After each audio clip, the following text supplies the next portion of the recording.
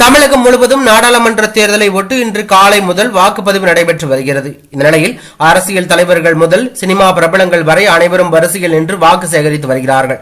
இந்த நிலையில்தான் கடலூர் மாநகராட்சி மேயர் வீட்டில் வருமான வரித்துறை அதிகாரிகள் சோதனை மேற்கொண்டு வருவது தற்போது திமுகவினர் மத்தியில் பெரும் அதிர்ச்சியையும் பரபரப்பையும் ஏற்படுத்தியுள்ளது.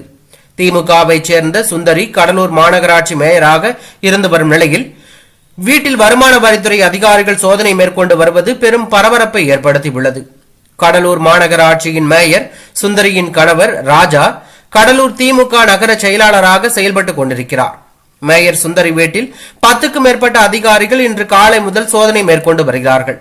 திமுகவுக்காக பணப்பட்டுவாடா செய்யப்போவதாக கிடைத்த தகவலின் அடிப்படையில் வருமான வரித்துறை அதிகாரிகள் இந்த சோதனை மேற்கொண்டு வருவதாக முதல் கட்ட தகவல் அறிக்கை வெளியாகியுள்ளது. இது தற்போது அரசியல் வட்டாரத்திலும் முதலமைச்சர் ஸ்டாலின் மத்தியிலும் பெரும் அதிர்ச்சியையும் பரபரப்பையும் ஏற்படுத்தியுள்ளது.